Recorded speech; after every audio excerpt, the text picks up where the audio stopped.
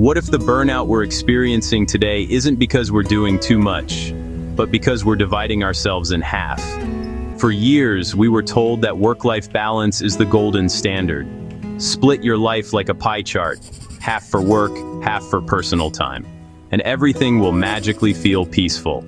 But in reality, most people wake up exhausted, live on coffee, answer emails at red lights, and end the day feeling guilty no matter what they chose to prioritize. Work-life balance sounds noble, but it's a trap. Balance assumes that work and life are enemies fighting over time. If work grows, life must suffer. If life grows, career must stall. No wonder we feel stretched thin. We've been at war with ourselves. But there's a better way: work-life harmony. Instead of juggling two worlds, we build one integrated life, where work supports our purpose, family supports our happiness, rest supports our strength, and fulfillment comes from alignment rather than tug-of-war. And today we're going to learn exactly how to do that with 5 powerful pillars that anyone, no matter how busy, can start using immediately. Stay with us, because this might change the way you view time, success, and your entire identity. Welcome to the Triumph Channel for Men for Life. If you're a man or someone who simply wants to understand men more clearly, you've found a home here. We talk purpose, discipline, meaning, mental resilience, and building a life worth waking up for. If that speaks to you, click like, subscribe, and let's move forward together. Pillar 1, redefine success, a new lens on life. Before we change our schedule, habits, or routines, we first change our definition of success. Because if we're climbing the wrong mountain, reaching the top only means realizing we wasted years climbing it. Many of us have been taught that success looks like a bigger paycheck, a better title, a house that impresses people, more responsibility, more hustle, more grind. But here's a truth few people say aloud. You can win every traditional measure of success and still be miserable. We all know someone who had the career but lost their health, or someone who made great money but never saw their kids grow up, or a man who was admired by others but felt empty when he looked in the mirror. Real success is alignment, not accumulation. So we start with values. Ask yourself, and actually write it down. What matters most to me? Not what looks good on paper, not what impresses the world, but what makes my life meaningful.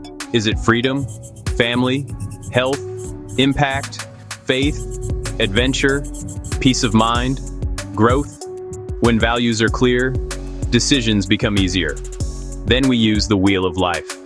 Draw a circle, divide it into slices. Work, relationships, health, finances, fun, spirituality, personal growth, community.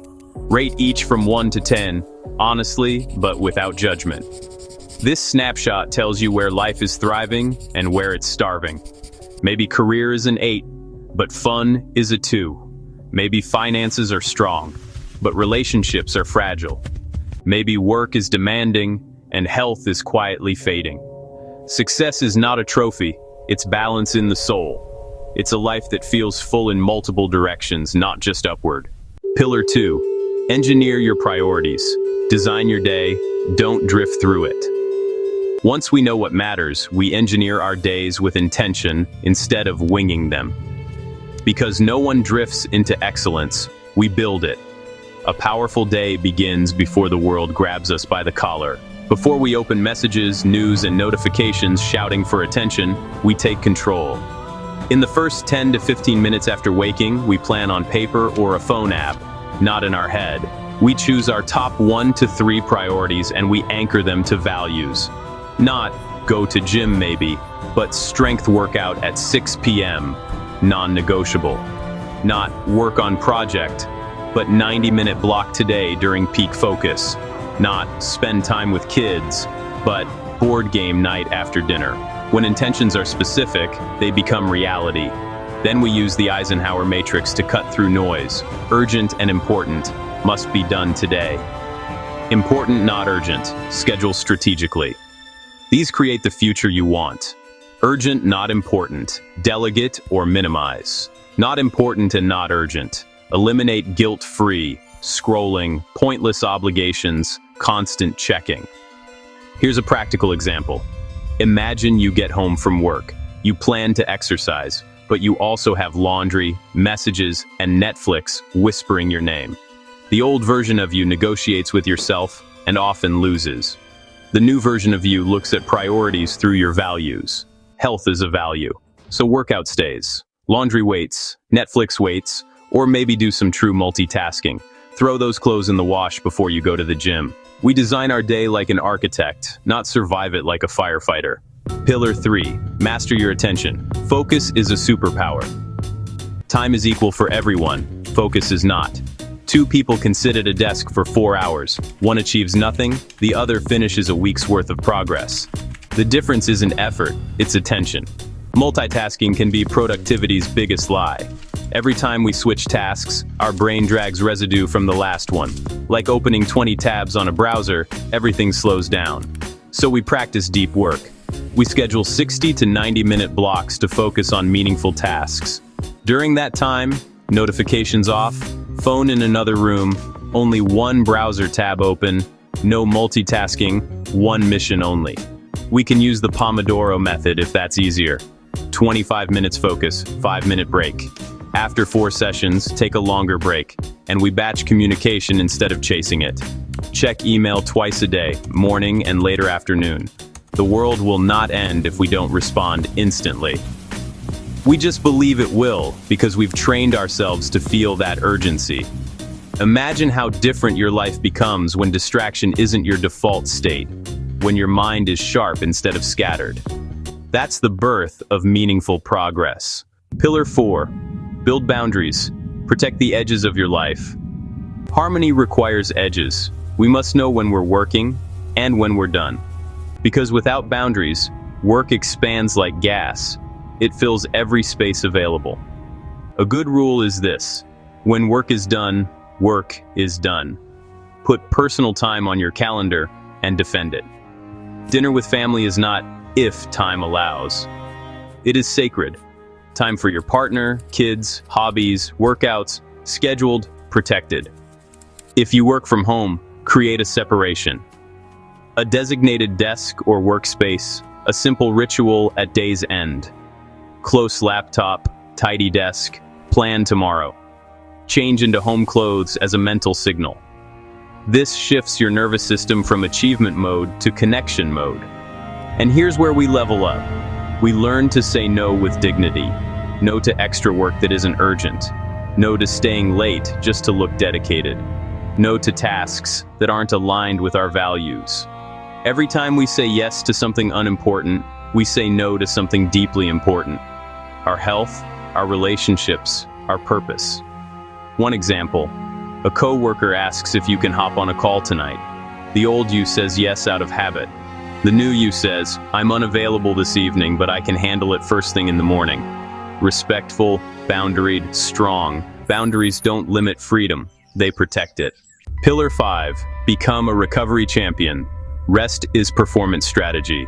We live in a culture that glorifies exhaustion. Rise and grind. Hustle until you no longer have to introduce yourself. But burning out is not a badge of honor. It's self-neglect disguised as ambition. High performers don't just work hard, they recover hard. Because rest is not the absence of effort. It is preparation for better effort. Recovery includes 7 to 9 hours of real sleep, not 5 hours, and pride about it. Movement daily. Even a walk improves clarity and emotion regulation. Food that fuels, not drains. Short breaks throughout the day. Hydration, stretching, breathing. Disconnecting fully when off work. Vacations without work email. Radical, I know.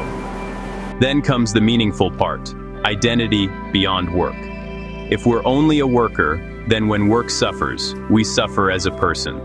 But if we are fathers, friends, husbands, creators, athletes, musicians, believers, then we are rich in spirit, not just in output.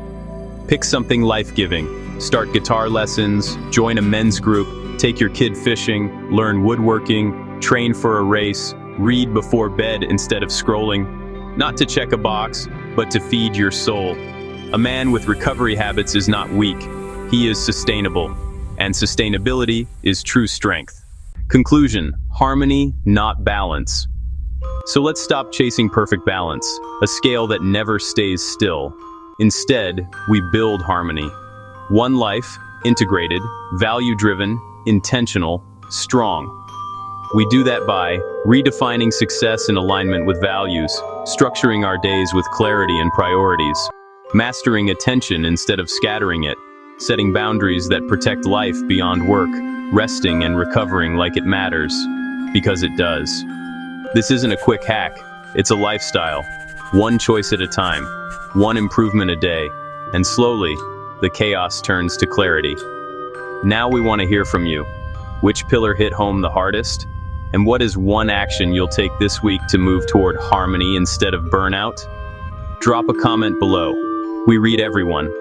If this gave you something to think about, like the video, subscribe, share it with someone you care about. This is the Triumph Channel, for men, for life.